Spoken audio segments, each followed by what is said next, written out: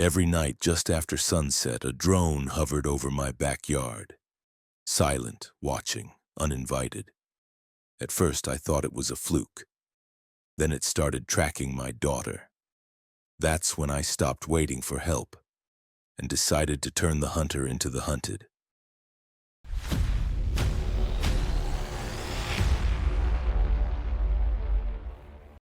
I bought this house because it felt like a refuge, a quiet pocket of Oregon where the world finally stopped buzzing.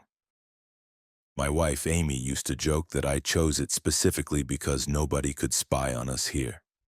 The neighbors were far enough away that you'd need a telescope, a ladder, and a very questionable life philosophy to even try. Our daughter, Lily, loved the backyard from the first day. She carved out a corner under the old cedar, built a fort there, and declared it sovereign territory. For 6 years, nothing disturbed that peace. Not storms, not raccoons, not even the occasional drunk teenager who confused our driveway with the next street over. So the night I first heard the faint mosquito-like whine above the yard, I didn't think much of it. Maybe someone was playing with a toy drone. Maybe some kid was learning to fly. I barely glanced up, but the next night it was back, and the night after that. Always around the same time, around dusk, when the sky turned the dull metallic color of a burned-out screen. It hung just high enough that its outline blurred into the shadows, just far enough that I couldn't see a serial number or any markings. The third evening it drifted lower, low enough that I could make out the tilt of the camera, a tiny, deliberate nod downward toward my yard, toward my family. At first, I tried to rationalize it. Maybe the neighbor was surveying his property line. Maybe someone was practicing aerial photography.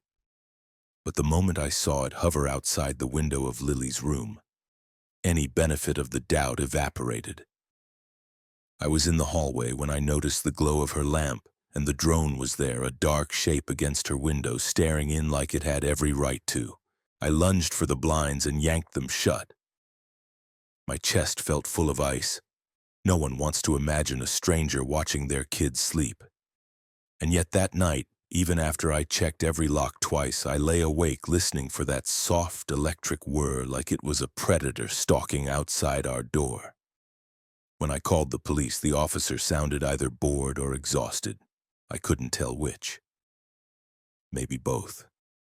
He said drones fly everywhere these days. He said unless it captured footage inside our home or caused property damage, there wasn't much they could do. I asked if hovering outside a child's window counted as inside. He said legally no. He recommended closing our curtains. I hung up the phone, stared at it for a while, and resisted the urge to throw it through the wall. The next morning I walked over to check with the neighbor directly behind us, an elderly woman named Mrs. Rowley. Before I could get a word out, she said, "If you're here about that flying thing, yes.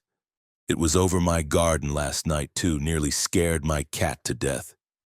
She shrugged as if these things just happened, as if privacy were optional, like dessert or washing your car before company comes over. "Kids today?" she muttered. Except this wasn't a kid. That much I already suspected. Because by the end of the week, the pattern became unmistakable. I'd step outside to grill after work, and the drone would float above the maple tree like a silent overseer. It would track me as I moved, its tiny stabilizer adjusting with eerie precision. Amy stopped tanning by the pool because she said she felt like someone was breathing down her neck. Lily refused to sleep with the door open. I caught myself checking shadows twice, scanning rooftops, listening for that faint mechanical hum the way soldiers listen for mortars. It wasn't paranoia if the damn thing was right there. One evening, as the sun melted into the tree line, the drone dipped so close to the fence that I could hear the soft whir of its propellers shift. It angled itself toward the back patio where Amy was setting the table. The lens moved. Not randomly. Intentionally. That was the moment something inside me clicked. A quiet, steady, frightening click like the final notch of a combination lock falling into place. Whoever was behind that drone wasn't curious. They weren't careless. They were watching. I leaned over the fence line that night, scanning yards. And that's when I noticed him. The new neighbor. His porch light was off, but he stood outside anyway, barely visible. Tall, broad-shouldered, chin lifted as if tracking something in the sky. And for a moment, just a breath, the drone shifted toward him before lifting, rising higher until it vanished into the dark. He didn't wave, didn't nod, didn't say a word. Just turned and walked inside like nothing unusual had happened. His name, I learned the next morning, was Trevor Blake. He had moved in only a few weeks earlier. Former military, according to one of the other neighbors. Now a contractor for a private security firm. Good with drones, someone added casually, like they were talking about being good with horses. Or knives. By the time the fifth night rolled around, I knew it wasn't coincidence. I knew the drone wasn't surveying anything but us. And I knew that if Trevor was involved, I'd need more than curtains and phone calls to protect my family. But I didn't know yet just how far he'd go, or how far I'd be willing to push back. I didn't start out wanting a war. I wanted proof, solid, undeniable proof that the drone wasn't some random hobbyist's idea of fun. So the next morning, after Amy took Lily to school, I set up 2 night vision cameras at the corners of the house, angled upward just enough to catch whatever passed overhead. I didn't announce it, didn't mention it to anyone. I wanted the footage to speak for itself, not for Trevor or anyone else to adapt their tactics just because they knew I was watching. Besides, paranoia only becomes paranoia when you're wrong, and I was growing increasingly certain I wasn't. That night, right on schedule, the drone returned. I watched it through the kitchen window, pretending to rinse a cup while my eyes tracked the tiny blinking dot weaving over the yard. It moved with too much precision to be a beginner's toy. Whoever was piloting it knew exactly how to keep it balanced against the wind, how to glide silently between the trees, how to hover without wobbling. That was the part that truly got under my skin, the steadiness. A steady thing is a deliberate thing. The cameras caught several minutes of footage. The drone circling the cedar tree where Lily built her fort, dropping lower near our bedroom window, then gliding back toward the direction of Trevor's house. I saved the videos, backed them up twice, and went straight to the FAA's website to file a formal complaint. They had a form for everything, including suspected unauthorized aerial surveillance. I filled in every line: location, date, approximate height, whether I could identify the pilot. There was even a section labeled, "Is this an ongoing safety concern?" I checked yes, underlined it mentally, and checked it again for good measure. The thing about forms is they don't give you immediate comfort. The confirmation email felt like a template someone wrote after lunch on a slow Monday. "Thank you for your submission. We will investigate." Great. Meanwhile, the drone was still out there playing Peeping Tom with military posture. A day later, I received an automated message with a list of registered drone operators within a 1-mile radius. Only one name jumped out: Trevor Blake, licensed unmanned aerial systems contractor. I stared at the screen. Contractor. That one word changed everything. It meant access to equipment. It meant someone who knew drone laws well enough to dance between them like a drunk ballerina with diplomatic immunity. It also meant the local police would hesitate, because dealing with federal contractors usually made small departments sweat through their uniforms. Still, I printed the list and pinned it to the fridge like some bizarre family portrait. At breakfast, Amy asked, "What's that?" I told her I was gathering information. She didn't press. She trusted me, even when her hands wrapped a little tighter around her mug than usual. That evening, the drone came back, right as I was walking up the driveway with a bag of groceries. It dipped lower than before, so low the propellers stirred my hair. I set the groceries down and stared straight into the lens. The machine didn't blink, didn't flinch. But I swear I felt something on the other end of that camera, some smug little thrill like whoever was watching enjoyed seeing me powerless. The drone zipped away and I was left standing there like an idiot holding a paper bag full of apples that now seemed wildly insufficient as a defensive weapon. The next morning something was waiting on my porch. A flash drive. No note, no explanation. Just a small metal stick placed carefully next to the doormat like a gift from a very deranged secret Santa. My stomach dropped.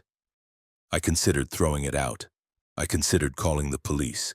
Then I considered that the police would ask whether I opened it. And curiosity is a terrible thing to wrestle with when you already know the answer. I plugged it into an old laptop I kept offline for work. It whirred to life and a folder appeared.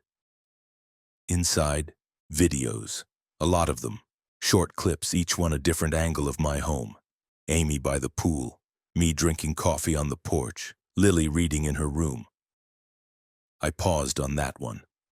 The shot wasn't close enough to see her face clearly, but close enough that someone had zoomed in on her window at least once. I felt something cold settle into my chest. Not fear, not anger. Something deeper. Something like an anchor dropping inside me, heavy and final. I took the laptop, the flash drive, the printouts, and marched straight to the police station.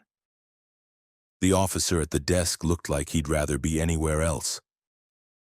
He listened, nodded, watched the videos, scratched his chin and typed a few things. When he finally spoke, his voice had that familiar mixture of indifference and mild pity. "Look, sir, this is concerning, but without direct evidence linking it to a specific pilot, it's complicated. These drones don't have identifiable signatures on the footage." I pointed at the screen. It was hovering at my daughter's window. "Yes, but legally it's outside the home." I laughed. It wasn't a sound I recognized. "So if a grown man stands outside her window with a ladder and binoculars, that's fine?" He didn't smile. "You can install curtains." Curtains, the official solution of American law enforcement since forever.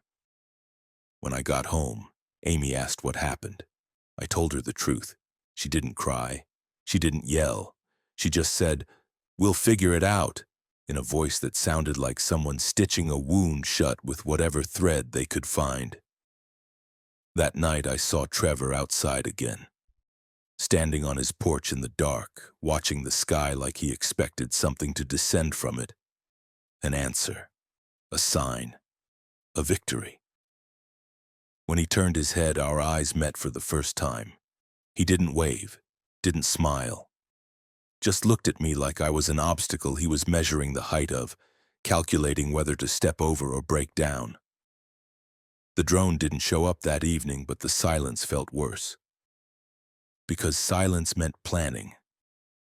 And for the first time since all this started, I realized I wasn't dealing with a neighbor. I was dealing with someone who believed he had the right to watch anything he wanted, and he wasn't going to stop on his own. By the time the 7th drone flight hovered into our lives, I'd had enough. I wasn't just angry anymore. I was focused. And when I get focused, I don't shout, don't throw chairs, don't break things. I build. I started sketching out a solution the way I would if a client hired me to protect a high-value system from remote access.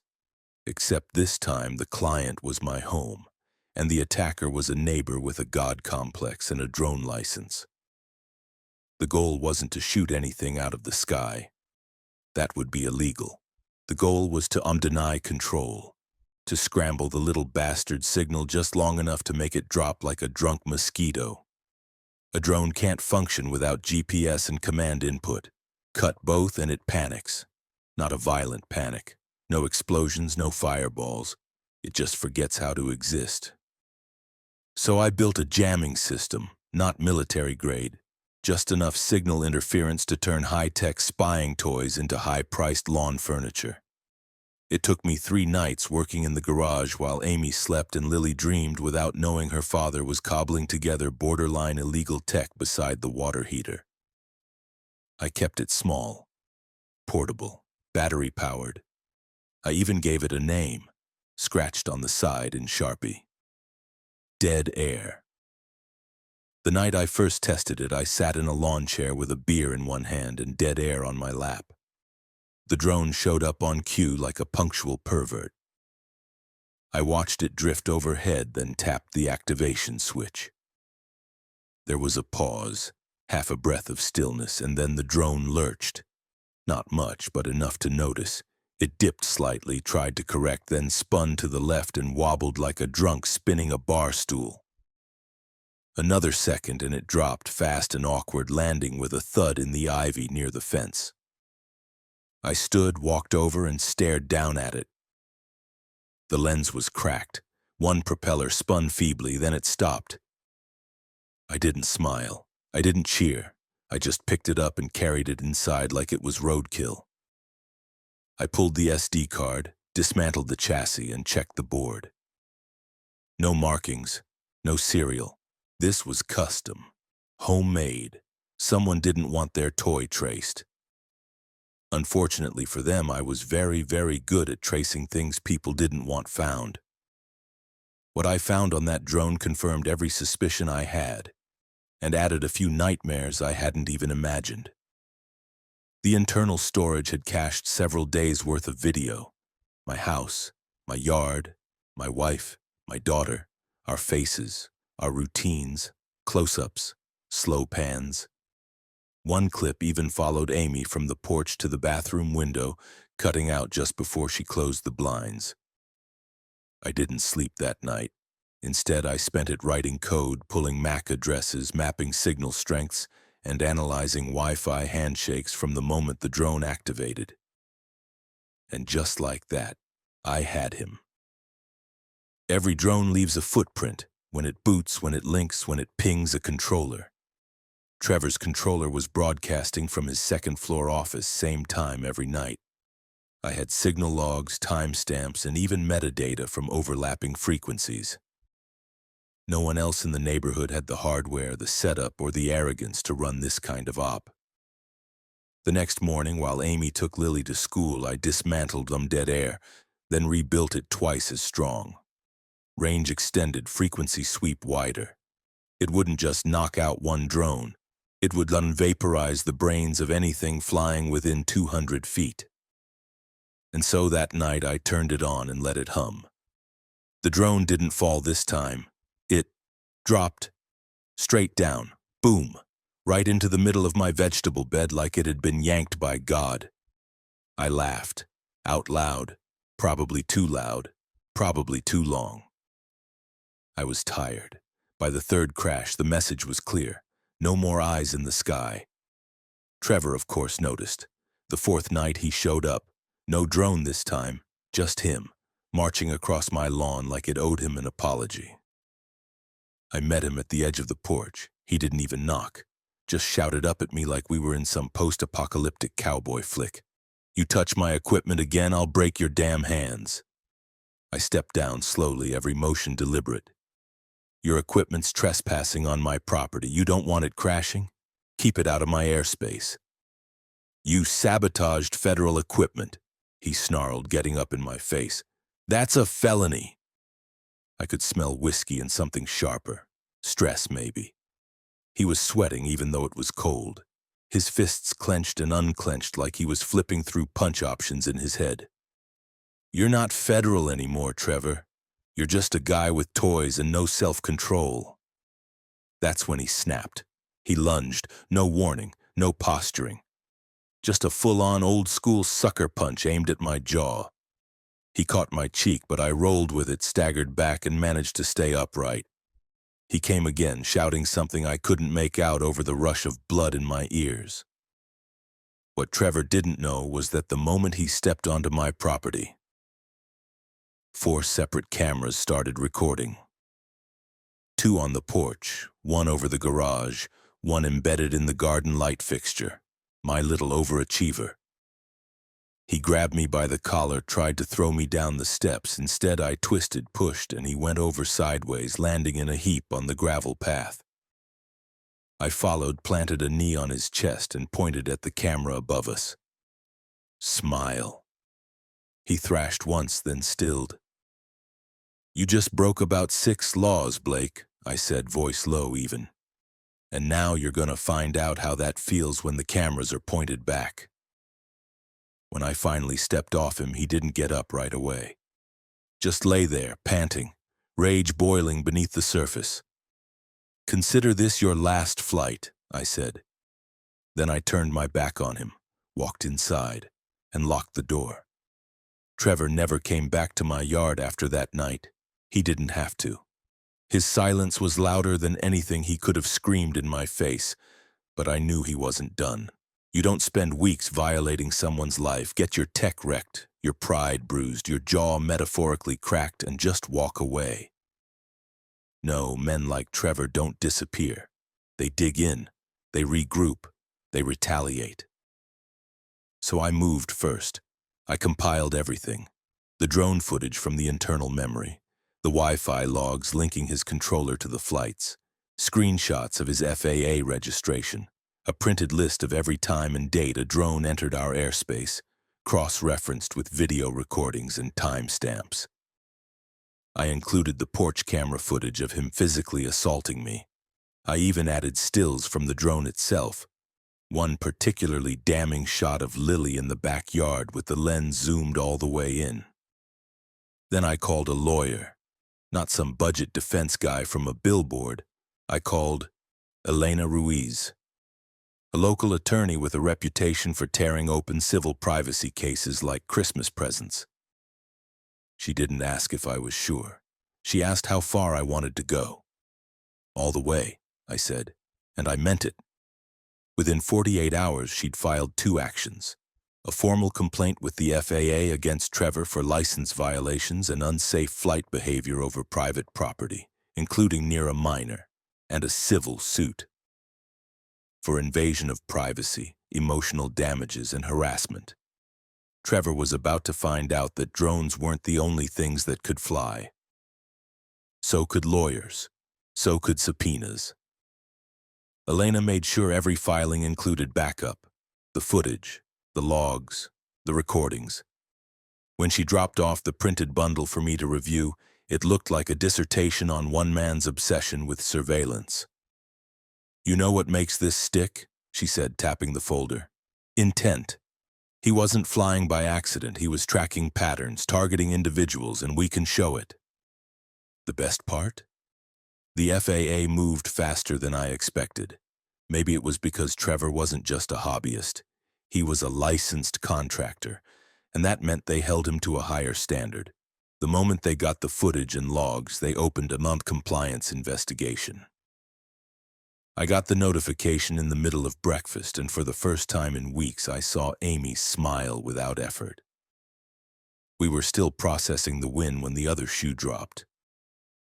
Trevor lawyered up, and not just for defense. He decided to go on the offensive. A letter arrived at my door from his attorney accusing me of electronic interference with federal equipment. And this is where it went off the rails. Possession of illicit surveillance materials.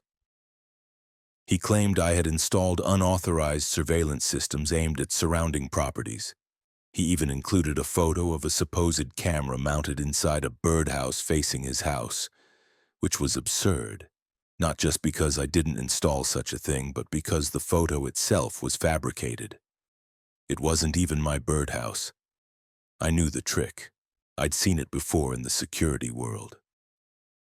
Modified EXIF data, forged geotags, overlays to make an image look like it was taken from one location when it wasn't. Someone had taken an image of a generic Wi-Fi-enabled cam and staged it, slapped a fake timestamp on it, and hoped I'd panic. He wasn't just trying to scare me, he was trying to flip the narrative. But Trevor forgot one key thing. I didn't panic. I investigate. I reverse-engineered the image, pulled apart the metadata, ran the IP address attached to the birdhouse cam through a local network scan. Nothing. Then I looked deeper. The camera's make and model didn't match any device I'd ever purchased, and more importantly, the timestamp data on the image, formatted in a way not used by US firmware defaults.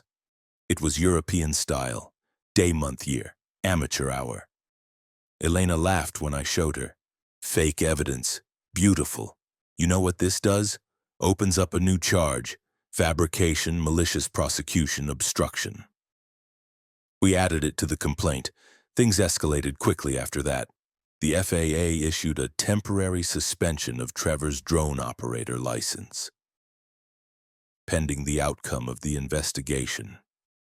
That meant he couldn't fly anything, not even a paper airplane on government time, without risk of permanent revocation.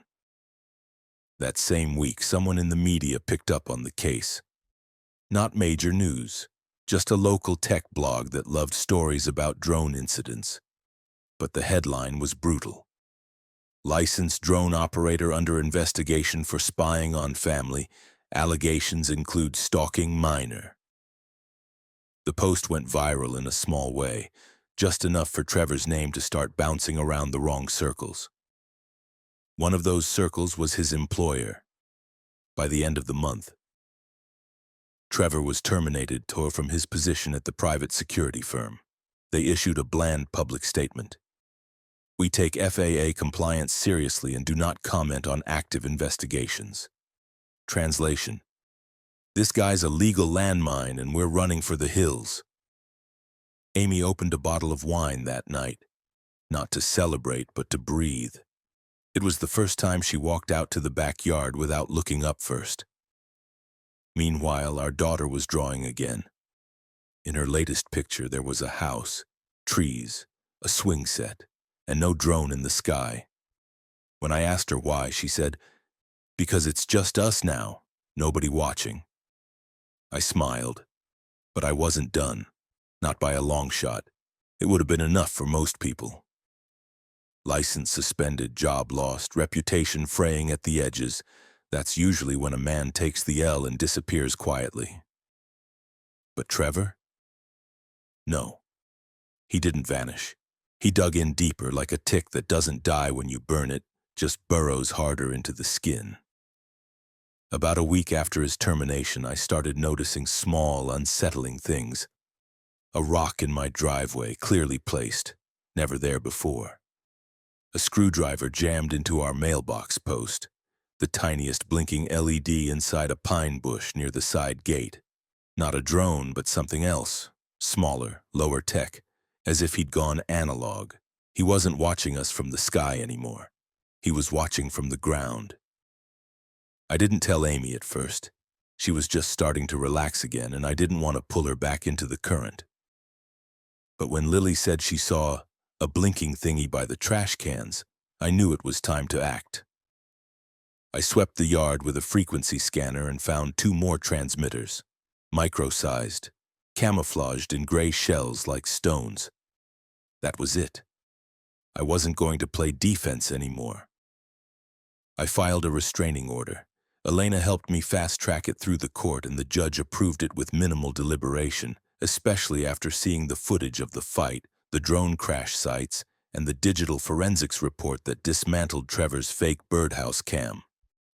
The order stated that Trevor was forbidden from coming within 100 yards of our property or communicating with us in any way, directly or through proxies. He didn't contest it. He didn't even show up to the hearing. But the same night the order went through, my firewall logs lit up like a Christmas tree. Someone was attempting remote access to our home network. Not just a random port scan, this was specific, intentional. The hacker knew what they were looking for: system architecture, camera feeds, router firmware. I shut it down before anything got through, but it was an unmistakable signature. The kind of probing someone with Trevor's background could launch while drunk and blindfolded. I filed another report with the police and handed over the network logs. They shrugged, like always. No breach, no crime, the officer said. But I wasn't playing their game anymore. I went to Elena and said one word: burn. She knew exactly what I meant. We shifted the civil suit into overdrive. She filed a motion for damages, backed by a forensic psych evaluation showing the emotional toll on my family. Amy started seeing a therapist, and Lily's pediatrician documented sleep disturbances tied directly to persistent surveillance incidents. We added every expense, security cameras, encrypted systems, even therapy sessions, into the financial claim. Trevor had crossed a legal line. We were going to bleed him dry for it. But then something strange happened. Trevor's house went dark. Not figuratively, literally. Lights off, shades drawn, no car in the driveway for days. At first, I thought he skipped town, maybe fled before the full legal machine rolled over him. But one night, while checking the porch cam logs, I noticed motion alerts, multiple ones between 2 and 4 a.m. The figure that appeared was unmistakable. Trevor sneaking through his own backyard, carting things to a truck parked on the back road behind the cul-de-sac. No headlights, no plates, no sound. He was preparing to disappear. I sent the footage to Elena. "Let him," she said. "You can run, but you can't outrun a civil judgment." She filed a motion to freeze his assets. Bank accounts, brokerage, even the deed to his house. Trevor had tried to sell it quietly, probably to fund whatever bunker crawling he had in mind. But we got to the county records office first. The court approved a temporary lien until the case concluded. Now he was trapped. No drones, no job, no escape. That's when the message came. A handwritten envelope, no stamp, left in our mailbox without a postmark, meaning he walked it there himself, another violation of the restraining order. Inside, a single line written in pencil. "You think this is justice? You haven't seen what injustice looks like." Amy saw it before I could hide it. She didn't say anything, just folded the note, walked into the kitchen, and lit it on fire over the sink. "I'm done being afraid," she said, watching it curl to ash. So was I. But what Trevor didn't know, what he couldn't have known, was that while he was unraveling in the dark, his own past was crawling into the light. Elena had hired a private investigator, just to cover every angle. What she found wasn't just leverage, it was dynamite. A former neighbor from his last posting in Nevada, woman in her 40s, filed a complaint 5 years ago about a man flying drones too close to her windows. Never went anywhere, no charges. But the PI tracked her down. Her statement was chilling. He always said he was testing patterns of vulnerability. That's what he called it, like it was all for some grand research. But I swear he watched my daughter for weeks. We added her to the witness list. That was the moment everything shifted. Now it wasn't just our story. It was a pattern, a predator hiding behind credentials and contracts. And finally, we were pulling off the mask. By the time we reached the court date, Trevor looked like a ghost in a suit. Pale, sunken, sweating through his collar. He sat at the defendant's table like he was trying to disappear into the wood grain. I almost didn't recognize him. The cocky posture, the smug little half-smile, gone. All that remained was the silence of a man who knew the walls were closing in, and fast. The courtroom was smaller than I expected. No high drama, no gavel slams echoing across marble pillars.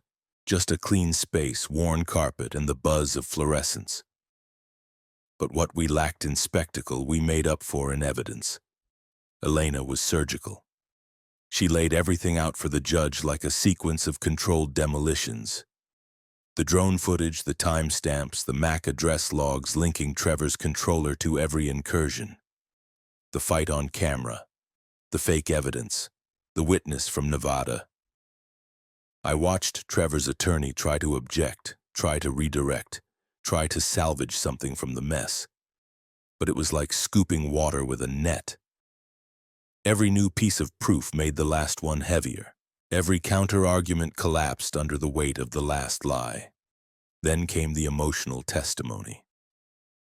Amy spoke calmly, clearly, her voice trembling only once when she mentioned Lily.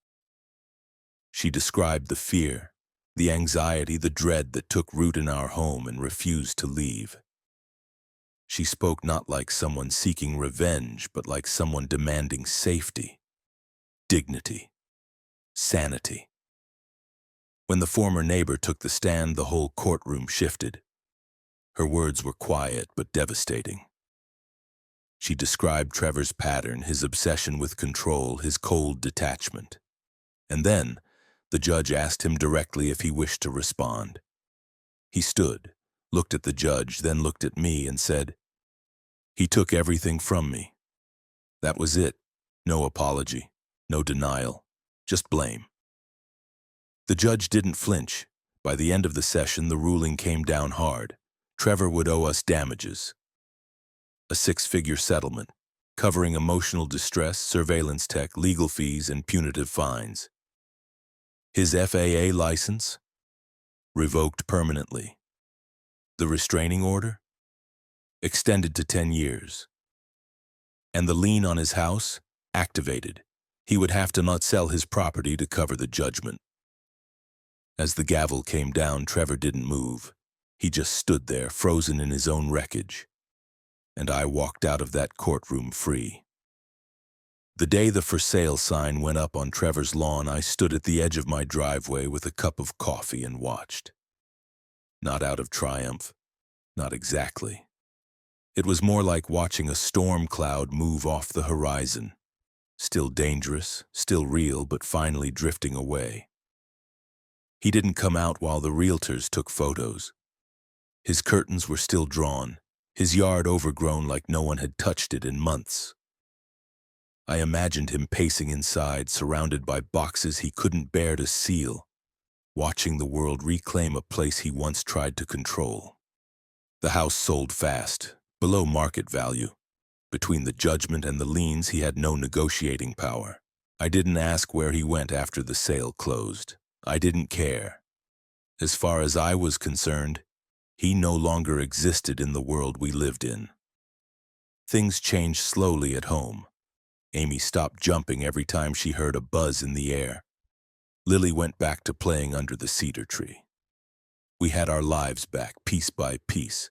The cameras stayed up, not out of fear anymore, but out of habit.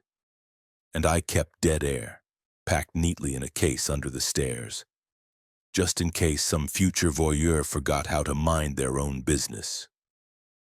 A few months later, a letter arrived, official envelope, from the FAA.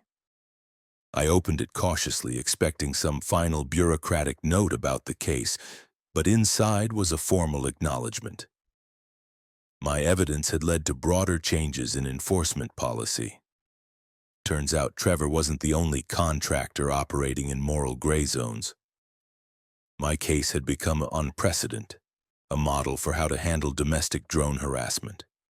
There was even mention of drafting a state-level bill requiring mandatory flight data transparency for all licensed drone operators near residential zones. That made me pause. The idea that something so awful could lead to something good. It didn't erase what happened, but it reframed it. Trevor wanted control. He ended up handing it back, to the system, to the courts, to the people he tried to intimidate. The following spring, we threw a barbecue. Nothing fancy, just burgers, cornhole, some neighbors, laughter. It felt like reclaiming the air itself. No buzzing above, no eyes watching, just sky. Halfway through, Mrs. Rowley shuffled over with her usual plate of 7-layer dip. She leaned in and said, "Glad that creep's gone. I swear he was watching me prune my tomatoes." I grinned. If he was, he paid dearly for it. Later that night, after everyone left and Lily was asleep, Amy and I sat on the porch. She looked up at the stars and said, "It's quiet again." And for the first time in a long time, I didn't look over my shoulder. I just leaned back, closed my eyes, and let it be.